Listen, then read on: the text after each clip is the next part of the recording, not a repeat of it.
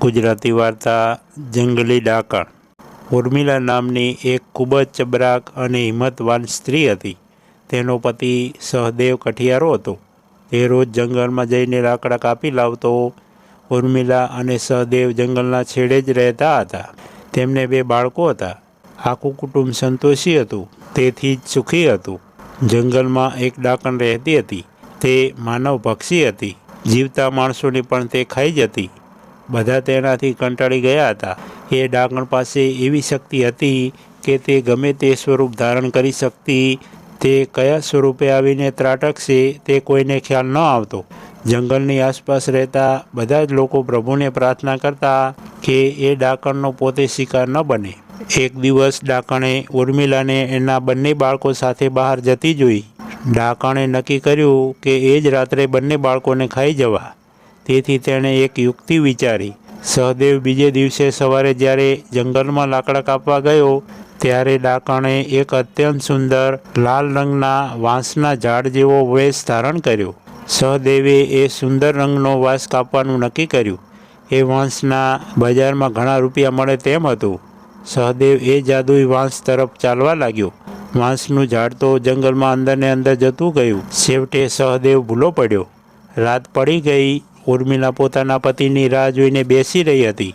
હવે ડાકણે સહદેવનું સ્વરૂપ ધારણ કર્યું અને ઉર્મિલાના ઘરનું બારણું ખખડાવ્યું। ઉર્મિલાએ બારણું ખોલીને સહદેવને જમવા બેસવા માટે કહ્યું। તેણે 3 થાળીઓ પીરસી, બંને બાળકોની તથા સહદેવની।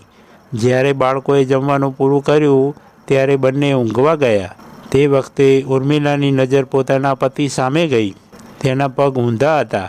તેણે સાંભળ્યું હતું કે ડાકણના પગ ઊંધા હોય। ઉર્મિલા 1 મિનિટ માટે તો ગભરાઈ ગઈ, પરંતુ તરત તેણે હિંમત ભેગી કરીને કહ્યું, તમે આજે ખૂબ થાકી ગયા છો। બાળકોની સાથે ઊંઘવાને બદલે આગળના ઓરડામાં ઊંઘી જાઓ। ડાકણે વિચાર્યું, કોણ ક્યાં ઊંઘે તેથી મને શો ફરક પડે? હું તો રાત્રે ત્રણેયને ખાઈ જઈશ।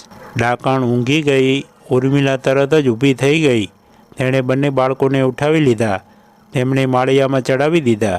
તેણે માળિયાની નીચેના ભાગમાં આગ લગાડી તથા આગની બાજુમાં એક મોટો પથ્થર ખેંચીને મૂકી દીધો। માળિયા પર ચડવાની સીડી પર તેણે ખૂબ તેલ ચોપડી દીધું। કોઈ સીડી પર ચડવા જાય તો આગમાં મૂકેલા પથ્થર પર પટકાઈને તેનું માથું જ ફૂટી જાય તેવું હતું। થોડા વખતમાં ડાકણ બાળકોને મારવા માટે ઉઠી। તેણે માળિયામાંથી બાળકોની ગંધ આવી। તે સીડી પર ચડીને માળિયામાં ચડવા ગઈ કે તરત જ સીડી પરથી પડીને પથ્થર પર પટકાઈ। તેનું માથું ફૂટી ગયું અને આગમાં તેનું અડધું શરીર શેકાઈ ગયું। ઉર્મિલાને જ્યારે ખાતરી થઈ કે ડાકણ મરી ગઈ છે ત્યારે તે ઘરમાં આવી। હવે ડાકણના બળેલા શરીરનું શું કરવું, ક્યાં નાખવું? એ વખતે જ ઘરની બહાર ચોરનો અવાજ આવ્યો। ઉર્મિલાએ એક મોટા પટારામાં ડાકણનું શરીર ભર્યું અને પટારાનું ઢાંકણું અડધું ખુલ્લું રાખીને તેમાંથી એક સોનેરી દોરી લટકાવી દીધી। ચોર ઘરમાં બેઠા। તેમણે રાતના અંધારામાં સોનાની દોરીને અસોડો માની લીધો અને પટારામાં ઘણો બધો માલ હશે તેમ માનીને પટારો ચોરી લીધો। 4 ચોર ઉચકીને પટારાને લઈ ગયા। જ્યારે સવારે તેમણે પટારો ઉગાડ્યો ત્યારે 4 જણ અડધી બળેલી બિહામણી ડાકણને જોઈને જ ધ્રુજી ગયા। એ ડાકણના ઘરમાં ફરી ક્યાંય ચોરી ન કરવી તેવું તેમણે નક્કી કર્યું। સવારે ઉર્મિલા જંગલમાં ગઈ તથા તેણે પોતાના પતિને શોધી કાઢ્યો। તે ઘણા ગામ લોકોને જોડે લઈ ગઈ હતી। બધાએ સહદેવને શોધવામાં મદદ કરી। જ્યારે ડાકણ મરવાની વાત ગામમાં બધાને ખબર પડી ત્યારે ઉર્મિલાનું બહુમાન કરવામાં આવ્યું। તેની બહાદુરી અને સમયસૂચકતાને કારણે 3 જણના જાન બચી ગયા હતા તથા ગામના બીજા લોકોને પણ ડાકણના ત્રાસમાંથી કાયમી છુટકારો મળ્યો હતો। મિત્રો, આવી દરરોજ નવી વાર્તા સાંભળવા માટે સબસ્ક્રાઈબ કરો મારી ચેનલને। ધન્યવાદ।